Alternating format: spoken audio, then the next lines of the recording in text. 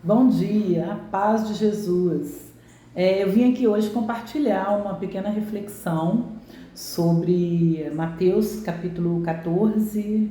Eu estava lendo o capítulo 14, mas eu extraí algo aqui do versículo 22 ao 30. Mas antes, no início do capítulo 14, Jesus, assim que ele soube na notícia de que João tinha sido decapitado no cárcere, diz que ele foi para o monte para orar.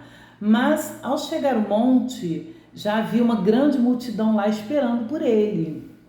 E nesse meio tempo, os discípulos chegaram para ele e falaram assim: Senhor, despede essa multidão porque já está ficando tarde e eles têm que ir embora para ir nas aldeias, comprarem algo para comer. Mas Jesus disse para eles: não, vocês podem alimentá-los, vocês devem alimentá-los. Jesus não despede ninguém com fome, né? Essa que é a verdade. Mas aí Jesus, eles falam, mas como? Como faremos isso?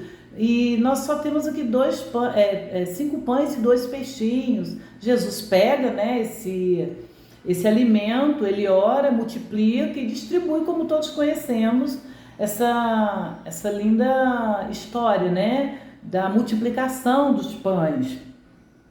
E assim que termina, que Jesus alimenta a multidão, Jesus fala para eles: vão na frente que eu vou despedir a multidão e vou ao encontro de vocês. E eles entram no barco, vão embora, Jesus despede a multidão e Jesus vai concluir aquele propósito inicial que ele tinha, que era orar no monte. E aqui no versículo 22, onde eu comecei, diz sobre isso, né? Que ele foi, despediu a multidão, mandou os discípulos na frente e foi orar. E assim, ficou a boa parte entrou à tarde, né, à noite, orando, e quando foi na quarta vigília, ele foi ao encontro dos discípulos. E ao se aproximar dos discípulos, a gente percebe que os discípulos já estavam com medo, porque os ventos eram muito fortes, estavam, né, batendo, dando pancadas na embarcação, né? E eles já estavam com medo. Quando eles viram Jesus andar sobre as águas, eles gritaram: é um fantasma! Imagina o pavor, né? De noite, no escuro. Naquela época não é como hoje, né? Que tem iluminação, né? Tem faróis. Ali não, ali só tinha a iluminação que era dos céus, né? Era tudo escuro. Então eles já estavam com medo. Veio alguém andando sobre a água, eles ficaram com medo. Mas Jesus logo em seguida se identifica e diz: calma, não tenham medo, sou eu. E Pedro, né, como sempre, Pedro, aqui no versículo 28 diz assim: e respondeu-lhe Pedro e disse: Senhor, se és tu, manda eu ir ter contigo por cima das águas. Jesus, ele falou: sou eu, né? Mas Pedro, ele não tinha certeza. Aqui está assim: se és tu. Ele lançou uma dúvida sobre quem era Jesus, né? E no decorrer do texto a gente vê que ele foi ter com Jesus, mas no meio do caminho, quando ele percebeu o movimento das águas, ele diz que ele afundou. Aí eu estava meditando sobre isso, né? Porque Pedro, que viu, né, viu os milagres lá da multiplicação e tantos outros, né? Mas eles tinham acabado de presenciar um milagre. E não foi um milagre tipo uma dor de cabeça, não. Jesus multiplicou 5 pães e 2 peixes e distribuiu. Eles próprios distribuíram isso para 5.000 homens, fora mulheres e crianças. A gente sabe que a igreja hoje ela é mais composta de mulheres do que homens. A igreja tem muito mais mulheres do que homens. A gente, assim, em média, a gente pode multiplicar. Tipo, se tem um homem e 2 mulheres. Porque cada um normalmente vai com a sua esposa, né? Exceto alguns casos. Mas, em geral, as igrejas são compostas de muito mais mulheres. E, ou seja, se a gente for multiplicar apenas isso já dá uma diferença gritante. E Jesus multiplicou toda essa multidão. Eles tinham vivenciado tudo isso. Como que Pedro fala, se és tu? Ele não conhecia Jesus e a voz de Jesus. Ele não reconheceu a voz de Jesus.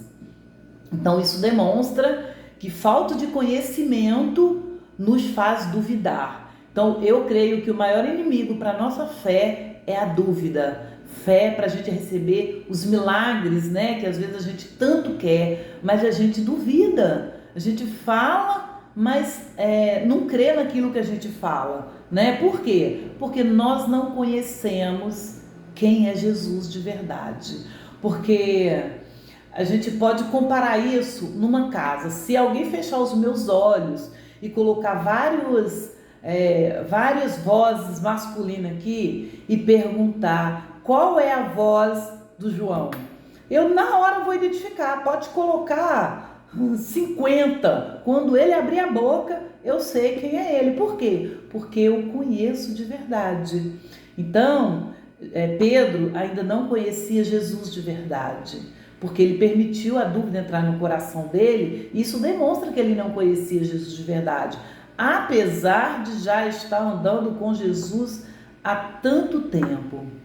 Então nós precisamos verdadeiramente conhecer o Senhor para nós passarmos a identificar a sua voz. A voz dele é simplesmente inconfundível. Quando nós a ouvimos, não existe sombra de dúvida alguma, porque nós conhecemos a voz do Senhor.